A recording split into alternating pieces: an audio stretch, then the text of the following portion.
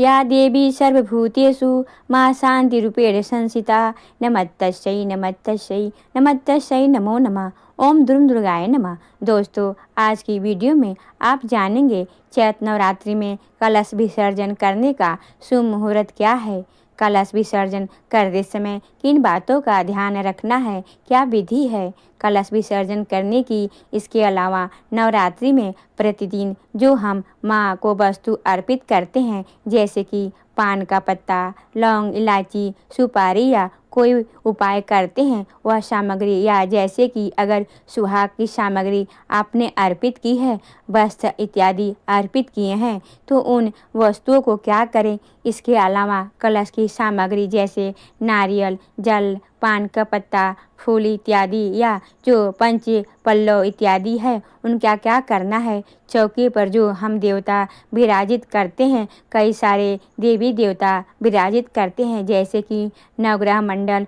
षोडश मातृका या अखंड दीपक, ज्वारे इत्यादि। तो इनका विसर्जन किस प्रकार से करें, कब करें, तो माँ को अर्पित की हुई प्रत्येक वस्तु में से कौन सी वस्तुएं दान करें, किस वस्तु का स्वयं प्रयोग कर सकते हैं और कौन सी वस्तुएं विसर्जित करें, यह संपूर्ण जानकारी आपको आज की वीडियो में शेयर करूंगी। इसके अलावा अगर आपने नवरात्रि का व्रत धारण कर रखा है, जैसे कि 9 दिन की नवरात्रि का व्रत आप कर रहे हैं, तो आपको नवरात्रि व्रत का पारण कब करना है, हवन कब करें, कन्या पूजन कब करें, यह संपूर्ण जानकारी आपको आज के वीडियो में शेयर करूंगी। तो वीडियो बहुत महत्वपूर्ण है, पूरा ज़रूर देखिए।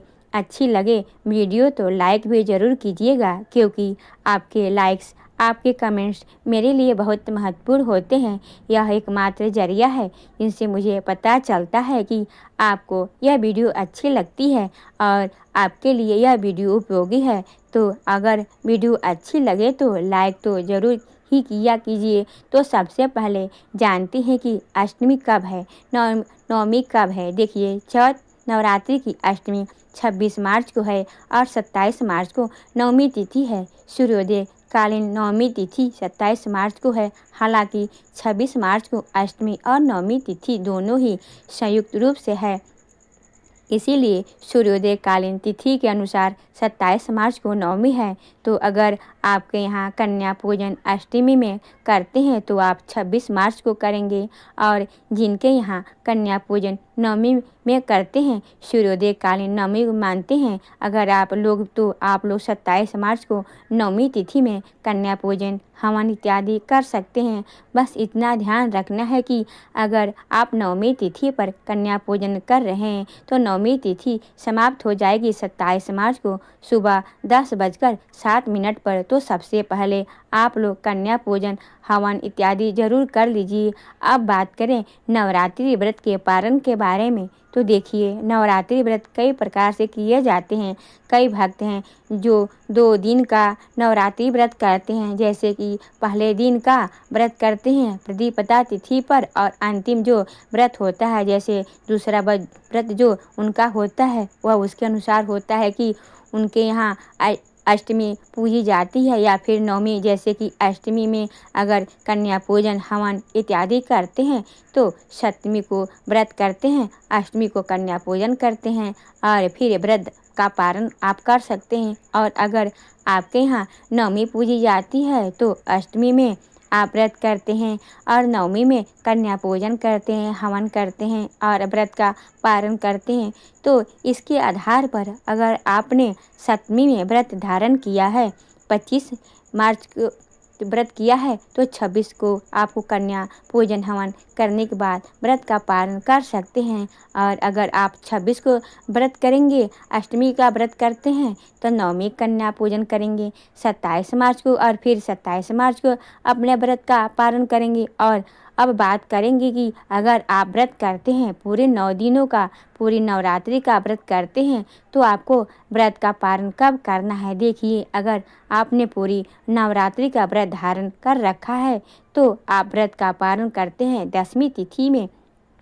नियम के अनुसार व्रत के पारण करने का जो समय होता है वह 10वीं तिथि में ही होता है। नवमी तक हम व्रत धारण करते हैं और दशमी में व्रत का पारण करते हैं। तो ऐसे में 27 मार्च को जब सुबह 10:07 पर दशमी तिथि लग जाएगी, उसके पहले आप लोग कन्या पूजन इत्यादि कर लीजिएगा और 10:07 के बाद आप अपने व्रत का पारण कर सकते हैं।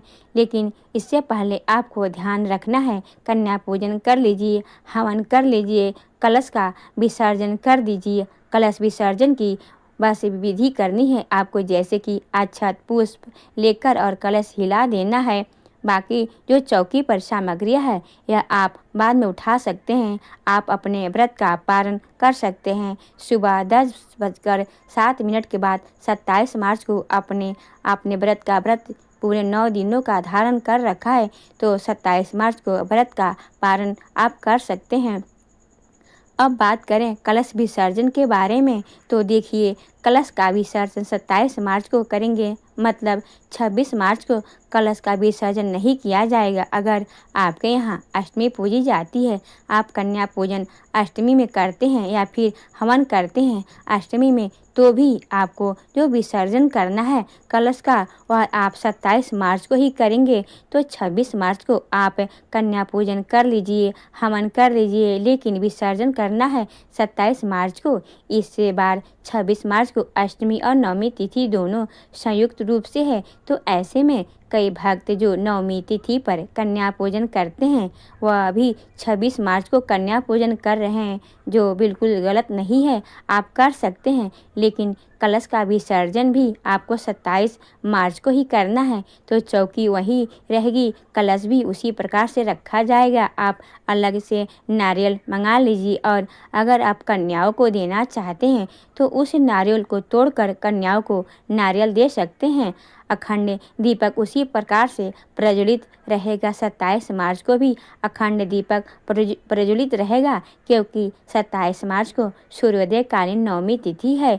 तो अखंड दीपक इत्यादि सभी उसी प्रकार से प्रज्वलित होगा रहेगा 27 मार्च को भी। और 27 मार्च को सिर्फ कलश विसर्जन का नियम करना है, मतलब अक्षत पुष्प द्वारा कलश हिला देना है। तो यह कलश विसर्जन का नियम हो गया। अब चौकी कब हटाएं? देखिए चौकी हटाना ये 28 मार्च को, क्योंकि 27 मार्च को सूर्योदय कालीन नवमी तिथि है। ऐसे में जिस प्रकार से आप पूरी नवरात्रि में संध्या वंदन की पूजा कर रहे थे, 27 मार्च को भी आपको उसी प्रकार से शाम की पूजा करनी है। माँ के सामने दीप प्रज्वलित कीजिए, प्रार्थना कीजिए। माँ सिद्धिदात्री का यह दिन है और माँ सिद्धिदात्री समस्त प्रकार की सिद्धियाँ प्रदान करने वाली देवी हैं, और इसीलिए नवरात्रि का जो संपूर्ण फल हमें प्राप्त होता है माँ सिद्धिदात्री की कृपा से ही प्राप्त होता है। तो आप 27 मार्च को शाम को संध्या वंदन की पूजा करें, मंत्रों का जप करें, माँ सिद्धिदात्री से प्रार्थना कीजिए। 9 दिन में किसी भी प्रकार से जाने अनजाने हमसे गलतियाँ हो जाती है, उसके लिए क्षमा प्रार्थना कीजिए। तो आप 27 मार्च को अखंड दीपक उसी प्रकार से प्रज्वलित रखेंगे और फिर 28 मार्च को हम चौकी हटाएंगे, मतलब सुबह उठकर स्नान इत्यादि करके पूजा करके और माँ की आरती करेंगे, भोग लगाएंगे। इसके बाद से सभी सामग्रियाँ एक एक करके चौकी पर से उठाना है और उसके बाद उसका प्रयोग आप कर सकते हैं, विसर्जित कर सकते हैं, स्वयं प्रयोग कर सकते हैं और कुछ चीज़ों का दान कर सकते हैं। और चौकी पर से सभी सामग्रियाँ कब हटाएंगे? देखिए 28 मार्च को सुबह 8:46 पर दशमी तिथि समाप्त हो जाएगी। तो सुबह 8:46 से पहले आप चौकी हटा सकते हैं, इसी सामग्री हटा सकते हैं। और अब जानते हैं कलश विसर्जन की संपूर्ण विधि और किस प्रकार से सामग्रियों का प्रयोग कर सकते हैं। देखिए जिस दिन कलश विसर्जन करना होता है प्रातःकाल जल्दी उठ जाइए, उठकर नित्य कर्मों से निवृत्त हो जाइए, स्नान कर लीजिए, फिर भगवान सूर्य देव को जल दीजिए और उसके बाद जिस प्रकार से आप प्रतिदिन पूजा कर रहे हैं नवरात्रि में, उसी प्रकार से माँ के सामने शुद्ध घी का दीपक प्रज्वलित करके विधि विधान से पूजा कर लीजिए। जैसे प्रतिदिन भोग लगाते हैं, भोग लगा लीजिए, आरती कर लीजिए, क्षमा प्रार्थना कर लीजिए। इसके बाद अपने हाथ में थोड़ा सा पुष्प लीजिए और माँ से प्रार्थना कीजिए कि पूरी नवरात्रि में आपने जो भी व्रत किया, पूजा पाठ किया, मंत्र जप इत्यादि किया, सब माँ भगवती जगदम्बा आपको ही समर्पित है। किसी भी प्रकार की नवरात्रि में मुझसे या मेरे परिवार से भूल चूक हुई हो तो आप उसे क्षमा कीजिए और मुझ पर अपनी कृपा सदैव बनाए रखिए। इसके बाद आपके हाथ में जो पुष्प हैं माँ भगवती जगदम्बा के चरणों में अर्पित कर दीजिए। पुष्पांजलि स्वरूप में हम माँ को पुष्प अर्पित करते हैं। इसके बाद आपको कलश का विसर्जन करना है, तो कलश विसर्जन के लिए फिर से आपको अपने हाथ में थोड़ा सा पुष्प लेना है, अक्षत लेना है और हाथ जोड़कर प्रार्थना कीजिए। सभी देवताओं देवी का, माँ दुर्गा का ध्यान कीजिए। मंत्र बोलिए, ओम आवाहन जान्मी न जान्मी विसर्जनम पूजा च न जान्मी क्षमास्मि परमेश्वरी यातु देवगण सर्व पूजा मदाय माम किम इष्ट काम समृद्धि पुण्य माँ मनियाय च। यह मंत्र है, आपको आप लोग देख सकते हैं। इस मंत्र को बोलते हुए आपको अपने हाथ में जो सामग्री है पुष्प और अक्षत कलश के ऊपर छोड़ देना है और कलश को थोड़ा सा हिला देना चाहिए। नारियल को थोड़ा सा हिला दीजिए। अब यह कलश से विसर्जन हो गया। आपका क्षमा करते रहना चाहिए, माँ से प्रार्थना करते रहिए और एक एक करके सभी चीज़ों को आप हटा सकते हैं। जैसे कि सबसे पहले नारियल की बात करते हैं। नारियल पर कलश का एक विधावित प्रश्न होता है कि इसका हम क्या कर सकते हैं। देखिए, आपको यहाँ इस प्रकार की परंपरा है, जैसे कि कई स्थानों पर कई परिवारों में नारियल का विसर्जित कर देते हैं, जल प्रवाह कर देते हैं, तो आप जल प्रवाह कर सकते हैं। और अगर आपके यहाँ कलश का नारियल का तोड़कर खाया जाता है तो आप खा भी सकते हैं, कोई दोष नहीं लगता है। कलश पर जितनी भी चीज़ें हैं सब माँ के प्रसाद के स्वरूप में है। हम सभी चीज़ों का प्रयोग कर सकते हैं, तो नारियल का भी प्रयोग कर सकते हैं, आप तोड़कर खा सकते हैं, तो कोई भी दोष नहीं लगता है। तो जिस प्रकार से परंपरा आपके यहाँ है आप लोग उसी प्रकार से कर सकते हैं, इसमें कोई दोष नहीं है। आप चाहें तो विसर्जित करें, बस इतना ध्यान रखिए अगर विसर्जित करते हैं तो जल प्रवाह कीजिएगा। यहाँ वहाँ कहीं भी पीपल के पेड़ के नीचे या किसी भी स्थान पर ऐसे मत फेंकिएगा। आप विसर्जित करते हैं तो बिल्कुल सम्मान के साथ ही कहीं भी जल प्रवाह कर दीजिए।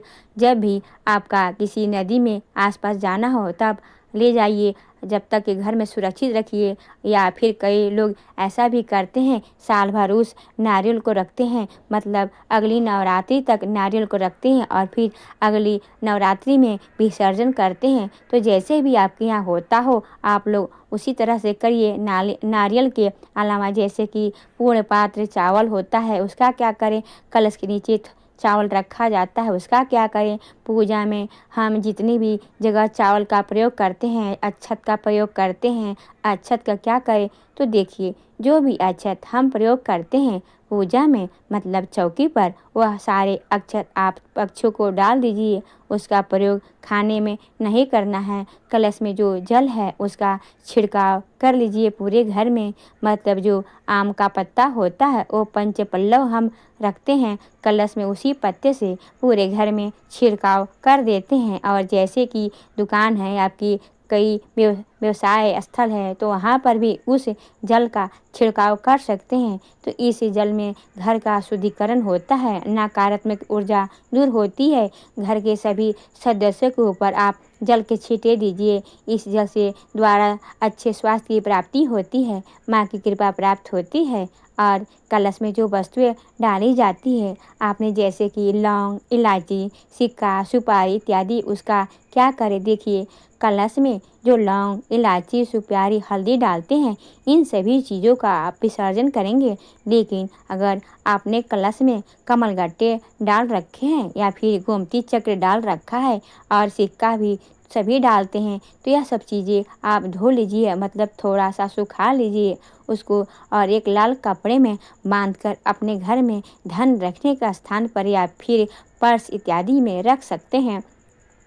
कलश अगर मिट्टी का आपने रखा है तो आप उसका उपयोग कर सकते हैं। कोई भी पौधा लगा सकते हैं उसके अंदर, या फिर जैसे गर्मियाँ आ रही है तो आप जल रख सकते हैं उसके अंदर पीने का। अगर आप धातु का है तो आप धोकर रख सकते हैं, उसका प्रयोग आप फिर अगली बार या फिर कभी भी पूजा के में कर सकते हैं। मिट्टी का कलश अगर आप प्रयोग में नहीं करना चाहते हैं तो आप उसका विसर्जन भी कर सकते हैं।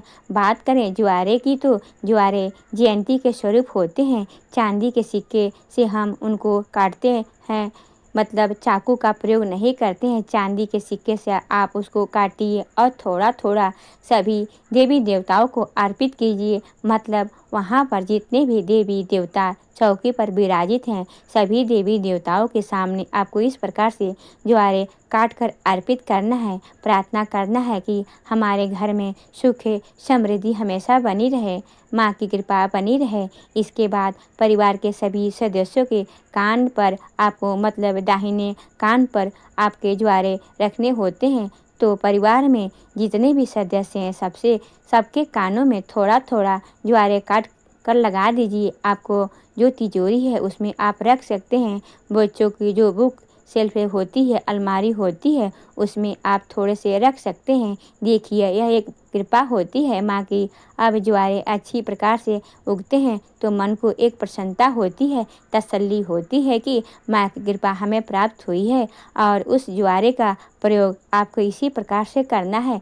समृद्धि के स्वरूप में अपने घर के हर कोने में थोड़ा थोड़ा रखिए, जैसे कि घर की रसोई में थोड़ा सा रख दीजिए और अलमारी में रखिए, कि तिजोरी में रख सकते हैं, व्यापार स्थल का वहाँ भी रख सकते हैं, गले में रख सकते हैं, थोड़ा सा जरा और बच्चों की बुक शेल्फ में रख सकते हैं। माँ की समृद्धि की कृपा प्राप्त हो जाती है। तो ज्वारे का इस प्रकार से प्रयोग करेंगे और जो बचे हुए ज्वारे हैं उनका विसर्जन होगा, जल प्रवाह होगा। बहते हुए जल में, बहते हुए साफ जल में जल का प्रवाह किया जाता है।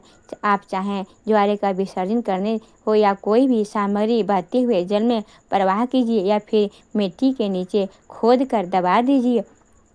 जिसे पात्र में ज्वारे बोए रखे हैं या फिर ज्वारे की मिट्टी है उसका क्या करें। देखिए बहुत से लोग तो जल प्रवाह कर देते हैं, मतलब ज्वारे के पात्र के साथ ही प्रवाह कर देते हैं। लेकिन मान लीजिए आप ऐसा नहीं करते हैं तो ज्वारे रखने वाला पात्र है, मिट्टी का पात्र है, तो आप उसमें थोड़े से जल भर कर और पक्षियों के लिए अपनी छत पर रख सकते हैं, या फिर आप चाहें तो कोई पौधा भी लगा सकते हैं। तो इस प्रकार से आप उसका प्रयोग कर सकते हैं। अगर धातु के पात्र में आपने ज्वारे बो रखे हैं फिर तो आप वो पात्र भी वैसे रख सकते हैं, पूजा में कभी भी प्रयोग कर सकते हैं। अब बात करें अखंड दीपक की, जो हम अखंड दीपक प्रज्वलित करते हैं उस अगर धातु के पात्र में दीप प्रज्वलित कर रहे हैं तो उस दीपक का तो आप कभी भी प्रयोग कर सकते हैं। पूजा में जब भी आप पूजा करते हैं प्रयोग करते हैं, मिट्टी के दीपक तो दोबारा प्रयोग नहीं किया जाता है, तो आप उसका जल प्रवाह कर सकते हैं, विसर्जित कर सकते हैं। नवरात्रि की पूजा में प्रतिदिन जो लौंग, इलायची इत्यादि अर्पित करते हैं, बतासा अर्पित करते हैं, उसका क्या करें। देखिए लौंग, इलायची, बतासा या माँ को भोग में अर्पित करते हैं तो आप उसका खाने में प्रयोग कर सकते हैं। लौंग, इलायची का भी और बतासे का भी प्रसाद के रूप में आप लोग उसे खा सकते हैं, वितरित कर सकते हैं। आप जैसे पान के पत्ते हैं, आपके घर में कोई नहीं खाता है तो यह पान के पत्ते और 5 पल्लव पत्ते का आप आम का फिर अशोक के पत्ते जो प्रतिदिन पुष्प इत्यादि अर्पित करते हैं, यह सब चीज़ें विसर्जित करेंगे। मतलब या तो जल प्रवाह करेंगे या फिर कहीं मिट्टी के में आप साफ सुथरी मिट्टी में वहाँ पर थोड़ी सी खोद कर अंदर दबा सकते हैं, या तो विसर्जित करेंगे या सभी चीज़ें उसका प्रयोग हम नहीं करते हैं, जैसे कि पत्ते हैं, पुष्प, इन सभी चीज़ों को आप विसर्जित करेंगे। और लौंग, इलायची आप खाने में प्रयोग कर सकते हैं। सुपारी भी विसर्जित की जाएगी। और जैसे कि अगर आपने चौकी पर नवग्रह मंडल बना रखा है चावल से, मखाने से या फिर ड्राई फ्रूट इत्यादि से, तो उसका भी आप क्या करेंगे, यह सब चीज़ें विसर्जित की जाएगी। नवग्रह मंडल आपने बनाया है, षोडश मातृका बनाया है, जिन भी वस्तुओं से जैसे कि चावल से आप पक्षियों को डाल देंगे और सुपारी इत्यादि से है या फिर मखाने से है सोडक मातृका पर रखा गया है आपने या फिर नगरा मंडल पर जो यह सभी चीज़ें खाने प्रयोग नहीं करनी है। यह सब चीज़ें आप विसर्जित करेंगे, जल प्रवाह करेंगे या फिर मिट्टी में दबा दीजिए तो चींटियाँ उसे खा लेती है। अखंड दीपक में जो घी और बत्ती बची हुई है उसका क्या करें? देखिए, अखंड दीपक को हम स्वयं से ठंडा नहीं करते हैं, मतलब जब तक उसमें घी रहता है वह प्रज्वलित रहेगा और घी समाप्त होने के बाद ठंडा होता है तो घी तो नहीं बचा, लेकिन अगर हाँ बाती बच जाती है तो आप उसका विसर्जन कर सकते हैं। अब बात करें कि हम जो सुहाग की सामग्री अर्पित करते हैं उसका क्या करें? देखिए, सुहाग की सामग्री आप स्वयं प्रयोग कर सकते हैं, चाहे तो किसी को दान भी कर सकते हैं, मतलब कुछ चीज़ें किसी को दे दीजिए और किसी को भी सुहागिन महिला को, और कुछ चीज़ें आप स्वयं प्रयोग कर सकते हैं। सुहागिन महिला को देना है इस बात का ध्यान रखिएगा, चाहे फिर आपके परिवार की हो या कोई ब्राह्मण हो या फिर आपकी अपनी इच्छा है। माँ दुर्गा की फ़ोटो है या फिर मूर्ति है उसका क्या करें? देखिए, अगर मिट्टी की मूर्ति है आप विसर्जित करेंगे, फिर लेकिन अगर आपके धातु की मूर्ति रखी है तो आप अपने मंदिर में ही रखेंगे वापस से फिर, और प्रतिदिन पूजा करेंगे। और उसी प्रकार से अगर आपके पास फ़ोटो है माँ की तो माँ की फ़ोटो भी आप अपने घर के मंदिर में रख सकते हैं और प्रतिदिन पूजा कर सकते हैं। मतलब विसर्जित नहीं करना है, हर चीज़ को आपको प्रयोग में जितनी भी चीज़ें हैं वह सब चीज़ें आप स्वयं भी करेंगे, लेकिन जो चीज़ें बिल्कुल जैसे सूखे पत्ते होते हैं, फूल इत्यादि हैं, वही चीज़ें विसर्जित करना है। तो सभी चीज़ें विसर्जित नहीं करना है, यह ध्यान रखिए कि कौन सी चीज़ आपको स्वयं प्रयोग कर सकते हैं, क्योंकि देखिए नवरात्रि के 9 दिनों में हम माँ दुर्गा के सामने बैठकर मंत्रों का जाप करते हैं, सप्तशती का पाठ करते हैं, दुर्गा चालीसा पढ़ते हैं, बहुत सारी चीज़ें करते हैं, प्रार्थना करते हैं, पूजा करते हैं, मतलब माँ के से आशीर्वाद मांगते हैं। तो हम जितनी चीज़ें चौकी पर अर्पित करते हैं सभी चीज़ें मंत्रों द्वारा भाव द्वारा अभिमंत्रित हो जाती है, उन सभी वस्तुओं में माँ की कृपा हो जाती है। और जब नवरात्रि के बाद हम उन चीज़ों को प्रयोग करते हैं तो माँ का आशीर्वाद हमें प्राप्त होता है, मंत्रों का जो प्रभाव होता है उन वस्तुओं के द्वारा हमें प्राप्त होता है। तो कलश में या फिर नारियल में जो कलावा बांधते हैं उस कलावा का भी परिवार में किसी भी सदस्य के हाथ में आप बांध सकते हैं।